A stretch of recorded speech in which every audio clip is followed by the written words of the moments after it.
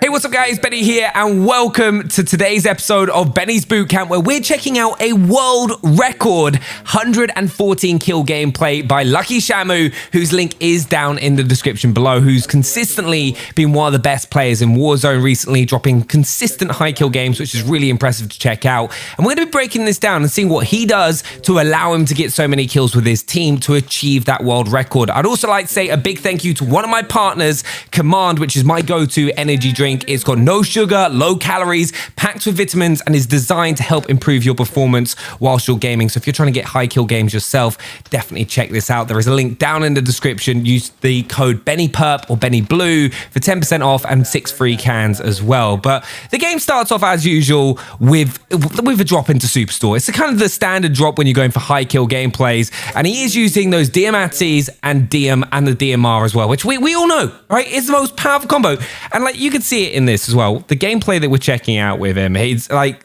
Shamu does not miss, and he's got such a quick fire rate with his controller. And I just want to point this out because this is a really smart bit of play from Shamu right here, and it's something that I always try and encourage people to do. Is if you notice here, right, he's in trouble. Like in this situation, like you'd expect to be fading the black and going, and at this moment he knew you get the rest of it. But what he does here is he knows he's out of range of the DMATs to be able to take him down quickly. If this guy's got a DMR, he's just gonna annihilate him, right? He's got no chance at all. But what he does is slides to get the kind of close range, calls the guy towards him, and is then able to pick up that DMAT kills. Yes, the DMATs are ridiculously powerful, and you expect it in a like world record gameplay in trios, and then he's able to just push him with these pistols. Play the enemies off each other as well, which was a huge thing to do right there. So what we see is he drops down, use dead silence as well. Like dead silences are going to recharge when you activate it. So he pops it here, so he knows the person's below him. I have no idea what this guy's doing. I think he is confused with Call of Duty Warzone, if I'm being honest, just like staring at him, and then this guy's got no idea because he's got dead silence popped, and with those suppressors on the DMATs, it's broken. Also, one of the biggest things that I've been doing a lot more recently, use choppers to get around, and also this is why the DMR, in my opinion, does need a nerf. It is definitely overpowered, but it's fine. It's fine. We did check it out this week with the best class setups and stuff, but how he uses the roof here to just kind of like get that kind of like minimal peak so his view is the smallest as possible, and then just spraying that DMR on those headshots and using that chopper to get around the map to be able to push. It helps so much in so many different situations. Also, what you'll notice is Shamu is playing with Biffle and Pace Setter.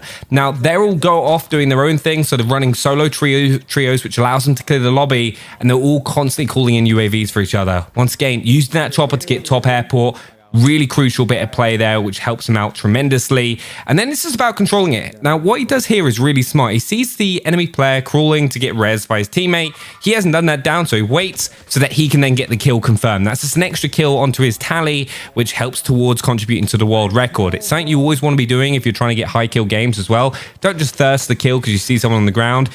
I personally think that bit of play was a little bit of a mistake. So Shamu throws his chopper, which instantly means that he's got less mobility for the rest of the game. So if we go back here, when you're going for a chopper as well, remember if you pull backwards and lower your tail, you can get it will land a little bit quicker. Was getting pelted, did have a little bit low health, but still, bit of unfortunate, picks up the kill, and then once again, to seize that person on the UAV being called up, manages to go across, take him out with a DMR. Super nice to see. Once again, taking advantage of that DMR range. One thing you want to be doing with the DMR as well is try not to move as much. It kind of creates a little bit of bubble on the gun when you're firing it, so it might not be as accurate, but closes down with using the DMATs to reduce that distance whenever you push them. Down someone with DMR, then rush. It's one thing I do kind of like with the DMR meta at the moment compared to when it was the R9 meta, is that you can get a self-res off if someone takes you down far enough away, rather than just running in someone with an R9 and it being night. But once again, pushing with those DMATs, which once again, like they are ridiculous. I'm not gonna lie to you. If you hear that whose gun's going off, it's like the new doof. And same with the DMR, just like being able to take out people so quickly, getting that down. But there we go. Big mistake from Shamu there. Overextends himself. One big thing going on around here is people have got ghosts straight off the rip. However, you can see on the minimap, you know that guy's in the top corner. Shamu's just kind of got focused on the ATV and like taking them out. So he's lost concentration and he's missed that red dot on the top point, causes him to get killed. It's one of the biggest things. Always pay attention to this minimap. Like, you can see this, like the amount of information that you get out of here. If you're like, when I'm playing, one of my eyes is constantly on that top left corner, like, and just call out to your teammates as well. It's going to help you out in the long run. But the new Gulag, I'm going to be honest, I don't like the new Gulag. I preferred it when it was like perfect symmetry in the previous ones, but there are tactics that you can do to take advantage of to increase your chances of winning. And if you want me to do a video on that, let me know down in the comments below. But Shamu does really nice. Uses his fist to kind of get across at maximum movement speed to the car. This is a power position. He can then hold this, and he's just like a small chest for the other person. A lot harder for the other person to hit while you have control. Able to push across, just does a nice little bunny hop. Nice easy kill. Drops back in and goes straight back for his loot. So he's got those Diamatis and the DMR straight back. And once again, how? Like, if that was me, I'm not going to lie, Shamu, I would be obliterated by the person that has drank about 10 tubs of command and is absolutely wide, but he gets away with that, manages to get up to kill the Diamatis, and then moves to a different part of the map. Because one of the biggest things to remember when you're going for high kill games is you need to move to different zones on the map as they get as they get unpopulated. So you kind of need to be moving to like airport, then you need to be going across the river town, just picking up where those squads are going to be, and also use the circle. Like, what you'll notice is he's able to play on the side of the circle here. UAVs are coming in, which is going to be really helpful. Allows him to know where he is, sees him drop out, use that DMR. It's got such a quick time to kill. I don't know about you guys, but let me know down in the comments below. How are you finding the DMRs at the moment? Because it needs to get nerfed. I love seeing high kill gameplays, and like everyone's on the same playing field right now. But when you see someone just with a DMR, which has like 30 rounds in, 30 bullets, you can take out like multiple squads without even needing to reload, because it's 175 damage for a headshot, which blows my mind. Once again, though, really good positioning here by Shamu. He's able to get on a head glitch, so if he does get challenged in a gunfight, he's going to take a lot less damage, and he's just able to, like, his fire rate is like achieving near that max 370 rounds per minute. Great point there. Just keeping the angles, then able to push inside. Here's the guy upstairs, rush him with the Diamatis, which once again have also one of the fastest time to kill. And like one of the great things with the Diamatis as well, and is one of the reasons they were able to go for this world record, is it allowed you to get go straight off the way, straight off the bat. So you don't need to be worrying about the second loadout drop. So you can just go, and it's going to be a lot easier to regain as well. And the DMR at these sort of ranges, using the default reticle, which I think is a really good one. I don't think it's the best. There is one called Precision, which I think is better, but the default reticle is brilliant. And using those Diamatis for maximum mobility to get around the map, it's really, really smart play. And you'll notice here, he's not been near his team the entire time, because Biffle's clearing a part of the map, Pace Setter's clearing a different part of the map, and they're just getting UAVs in to help each other. Gets it down there. You've always got to think as well, in these situations, be aware that when you're making gunshot noises, it's going to bring the attention of other nearby squads. So try get your finishes off when you can, but also be aware and keep checking your map, right? If enemy teams coming near you. And also the compass at the top of your screen right here, it also gives you a lot of really useful information. When I see someone on my mini map up here, I will line them up with my compass so I know exactly where they are. Because sometimes you can make a mistake when you're looking at this. Really nice shots from Shamu there to take the guy off the roof. But you can make an error in kind of gauging where the enemy player is.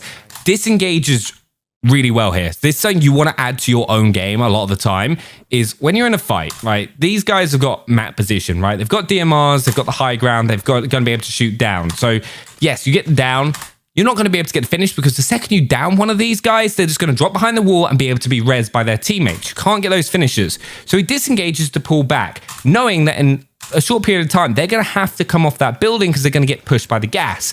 Also, you then want to rechange your angle whenever you can. So if someone knows where you are, try and dip out, disengage, and pop up somewhere else. So even if you are in a 50-50 gunfight with them, they're not just pre-aiming you. They have to do some sort of reaction to take you down. It really will help you. But here, scoping in, this is something I really like as well. And it's something I've been trying to add to my game, is pre-aim the point.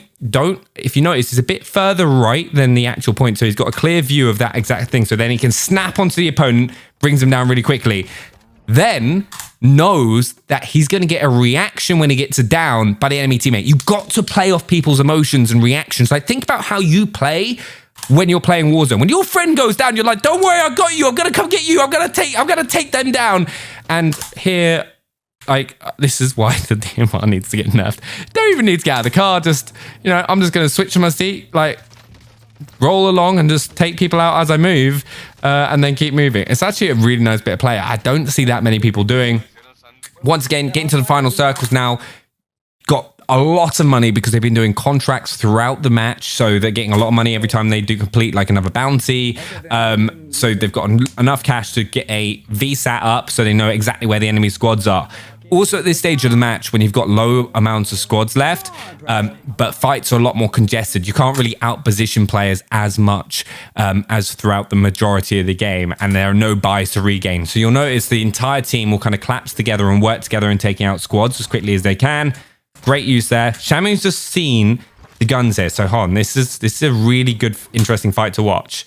So we're going to go through this from the start. Okay, so goes in. Sees on the minimap right here, there are 3 people. And you can also see at the top of the compass right here, their rough direction. So able to open that door, throws his nades in, tightens the angle, and expects the enemy to push. So he's sat there with the Diamattis, ready for a player to push. They don't push, so he can then push them, gets a couple shots off, door's closed, sees the guy's gun. So he now knows there's 2 people left after getting that down. This guy directly in front of him, and then 1 behind the door.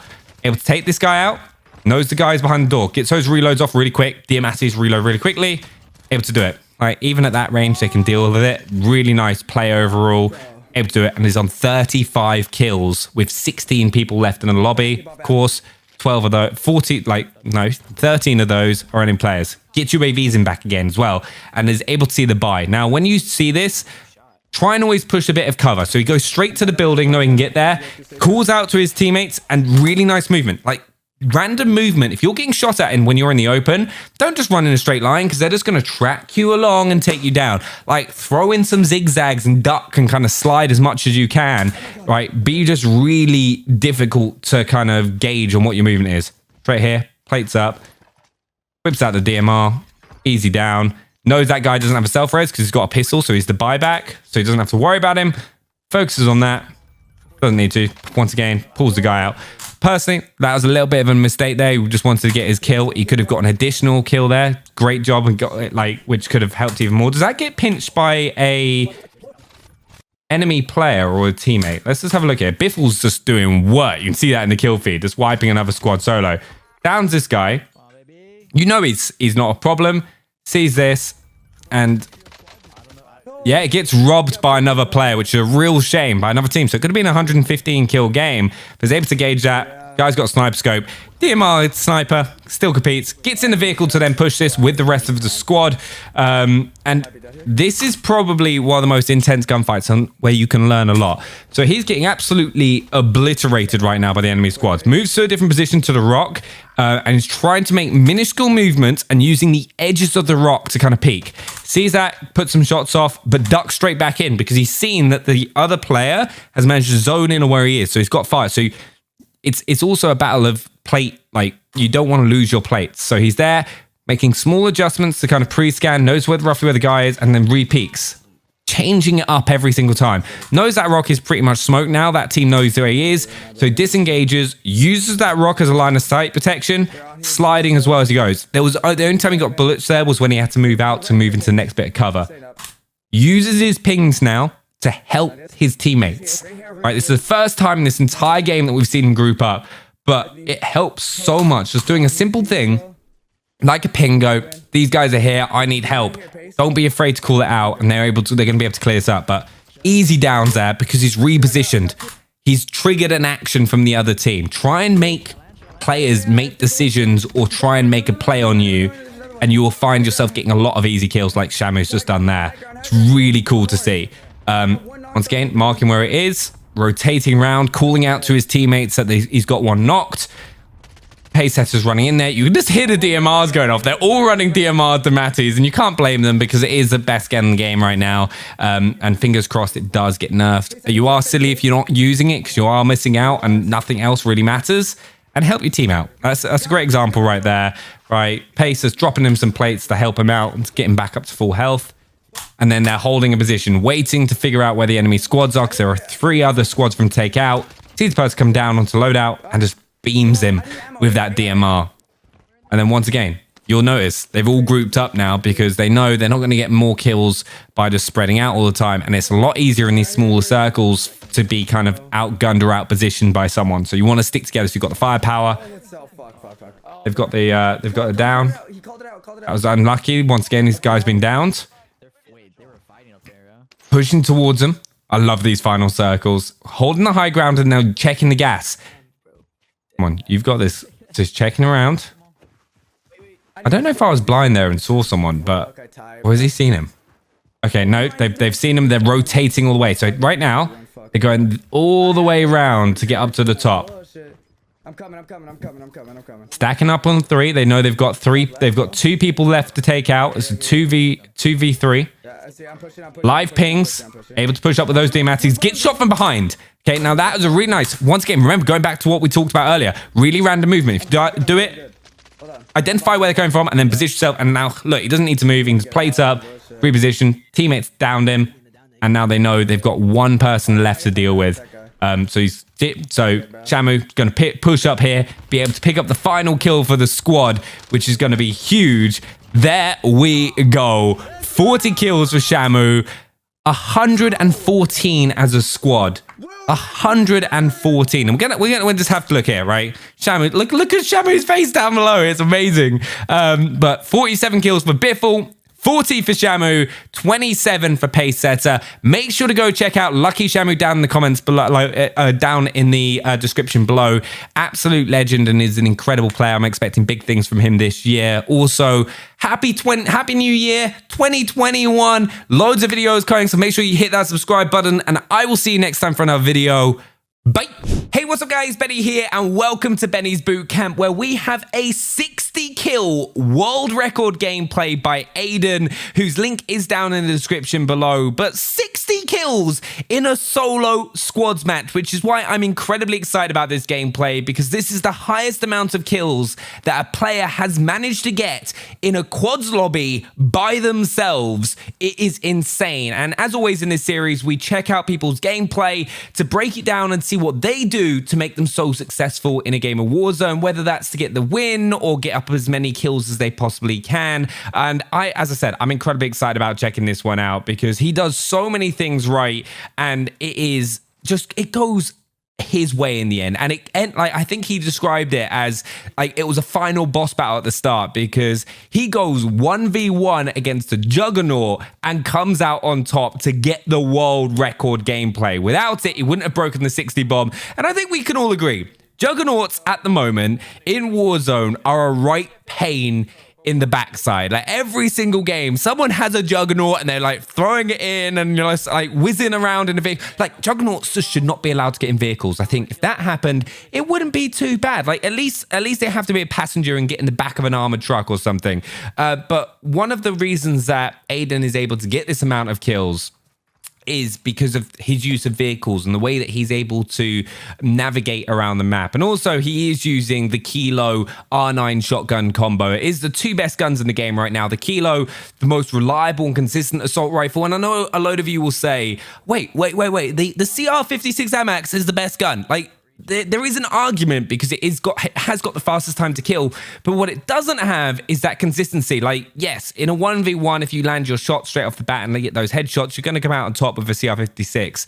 You're just not going to be able to do it as consistently as you can do with the Kilo. Like, look at the way that Aiden is approaching this gunfight. Every single bullet is hitting exactly where he needs to. Then he closes the distance down, uses that R9 shotgun, which is unbeatable. If you even like the best MP5 players in the world, like if you go up close against an R9, you're gonna get punished. And like he can use these positions, like different ranges that you come across. Like if we have a look at this, like just look at how he uses his weapons to get the most out of the different ranges. He uses a shotgun, finishes them up close, switches because of amps quickly to the weapons, able to win that mid-range gunfight very quickly and gets like a squad wipe and is already on 15 kills, which is only a quarter of the kills left. And there are some really impressive things here. Also, One point that I would like to say is you don't always have to be rushing opponents to get kills. Like, just play out the situation.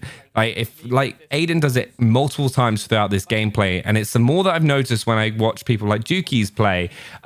Yes, you've got to be quick and decisive with things, but you also don't want to put yourself in a bad thing. And also, that is a great thing with a vehicle. As you saw there, he reversed in, let the vehicle get momentum, hopped out after it had momentum, so the person keeps tracking it. And like, once again, like super easy kills with that kilo. Nothing. And I mean nothing. It's why I'm excited about Cold War, because like I've kind of got that point now where everyone's using the kilo because it is so consistent. It's not overpowered. It's just like low recoil. It's got that like 556 damage profile, so it's got the same as like the M4A1 and the Grau. It's just like, it just doesn't move. And if you add kick to it, it just becomes a useless weapon, which is my argument with the shotguns. And I'd love to hear from you down in the comments as well.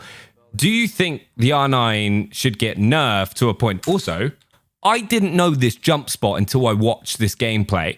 So Aiden like pushes it over here towards silos. It's a little kind of like electrical box. It's a great way of pushing this building, because a lot of people, especially early game around superstore drops, will hold the top of this building. It's a great way to get in there and take people out in that right office, and then you can get upper map control. Goes back to map knowledge and like will help you so much in the game. Like, it'll be interesting if there's any map changes with the Cold War update, and how quickly you adapt to those is really going to help you in this game. But I love watching gameplays like this, and he's always using the car.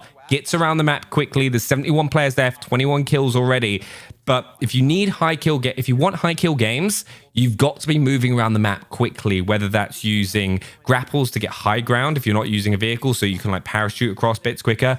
But vehicles are always going to be the best way. Try get a trophy system on there so you're safe. You're not going to get taken out by C4s. And straight away here, what I don't see enough people do is Aiden just took this little beat, like this little half a second stop, right, to kind of had the kilo out. Most people now would just be fighting with a kilo, doesn't matter. But he moves in behind the cover of the block, as you see here. And you might not notice this, but he uses that kind of like big part of the wall to cover himself, as he then switches to the R9, then can push in as it's ready, get the kill nice and easily, barely takes any damage there as well, which is very important in solo squad positions. Once again, here, he's not got the advantage in this fight.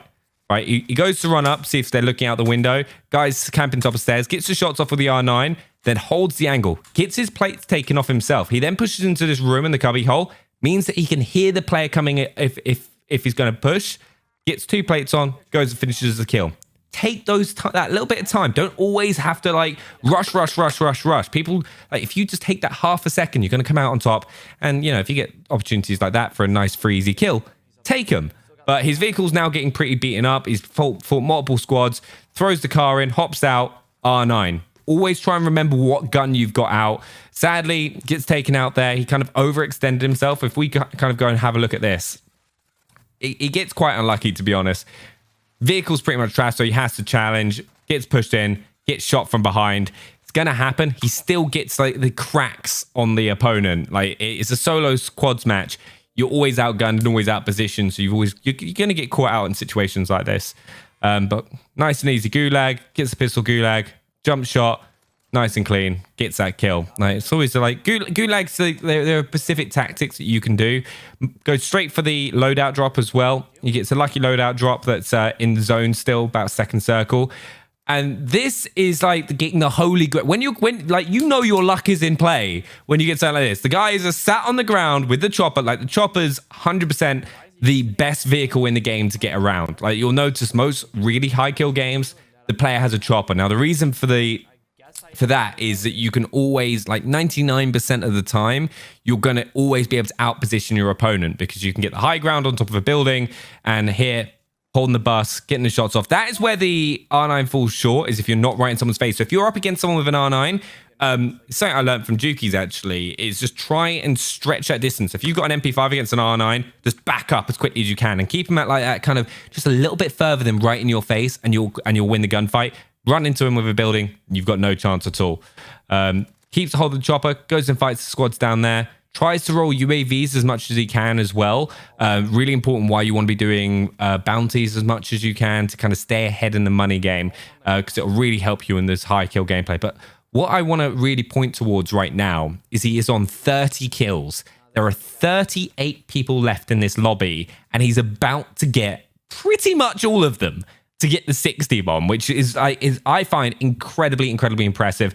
Right here, holds the high ground. This is always a risk versus reward thing. Keep it in the back of your head, especially when you're playing against quads. People can pick you up from different angles, and like you normally don't have enough time to drop off the cover if they've got a good shot. But manages to get those downs. Always keeping those cover, and he's changing his height and moving in and out of cover as much as he possibly can. It's a very important thing that is going to help you do better. And like I really enjoyed playing against Aiden. So Aiden was actually the person that knocked me and FIFA Kill out of our last tournament when we were in Vicstar Showdown. It's really unfortunate. He's such a good player. But I've learned so much from watching him play. It's always worth doing. If you can, watch your own gameplay back, watch other top players. You'll pick stuff up like I do all the time.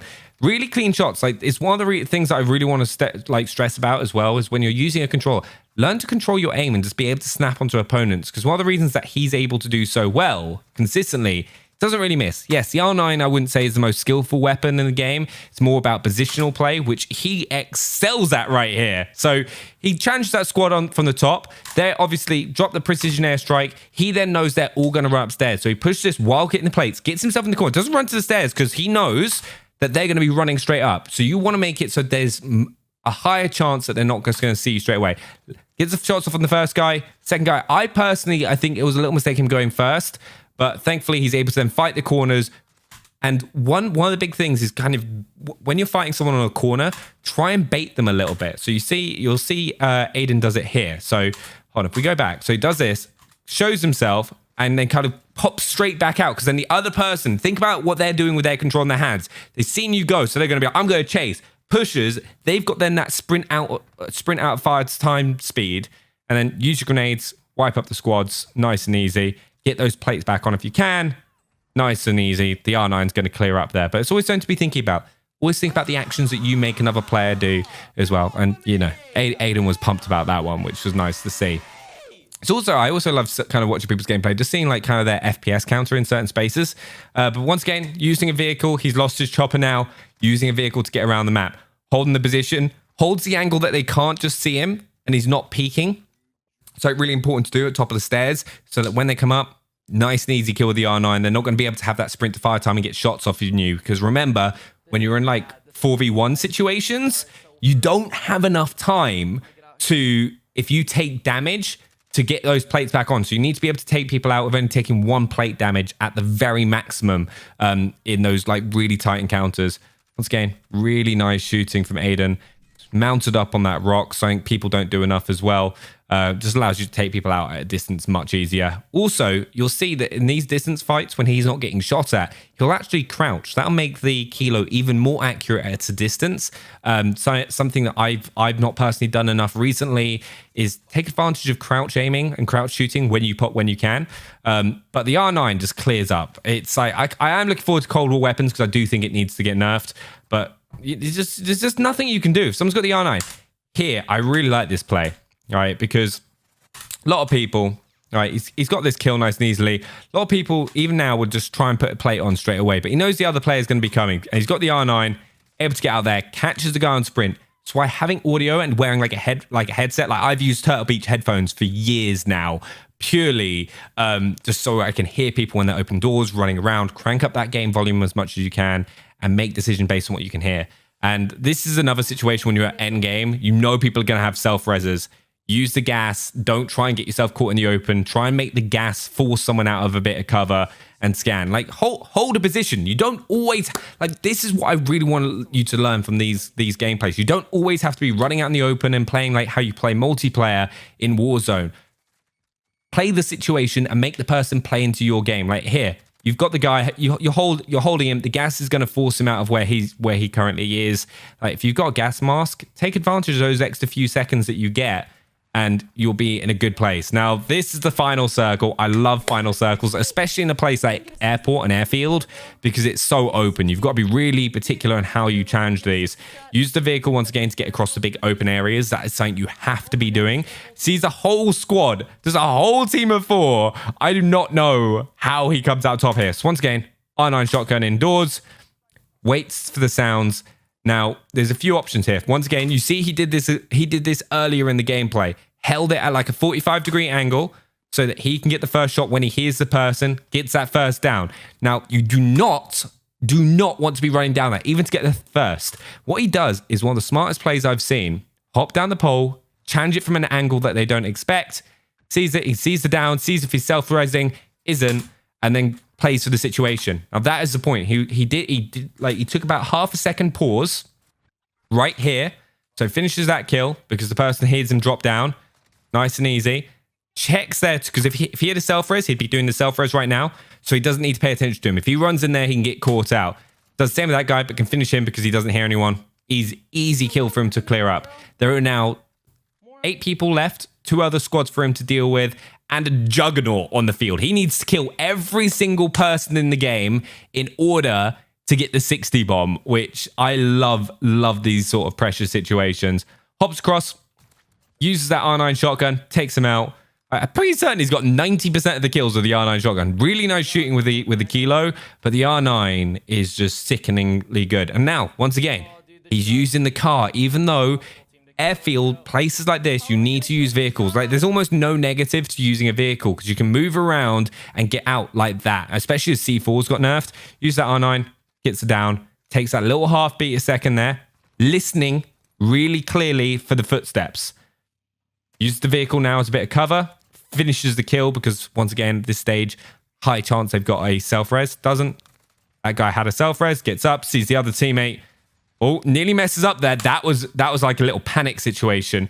Like, that's where the MP5, I think, comes out first. You'd not be as worried about doing it, but his kill, nice little jump shot. So he does it, runs out of bullets, finishes him off with a shotgun.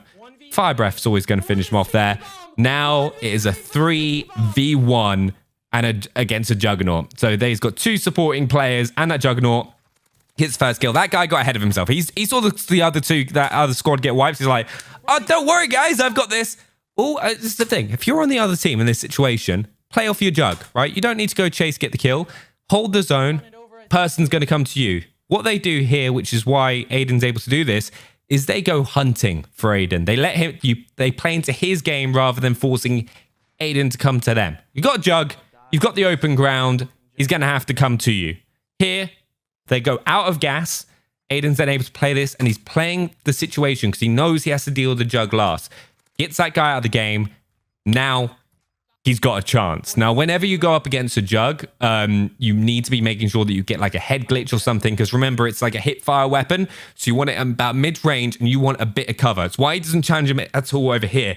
Moves us straight over here so he can get an angle on the juggernaut where he doesn't have to necessarily kind of be in the open. Like, this is a hard shot to hit, especially when you're firing at a distance with a minigun. Yes, he's still going to be able to land shots, but you can duck out, make him kind of play between his like bursts. He's in the gas. Like, he put himself in such a bad position. They had zone control. Always have zone control when you can. It's just constantly moving between like head glitches and map position. Really nice. Has to then rotate around, gets a hold of this rock. And this is where, like, honestly, I'm going to let you see Aiden's celebration because it is incredible. But let me know what you think down in the comments below. Huge congratulations to Aiden for getting this world record. It is incredible. And I will see you next time. Here's Aiden celebrating.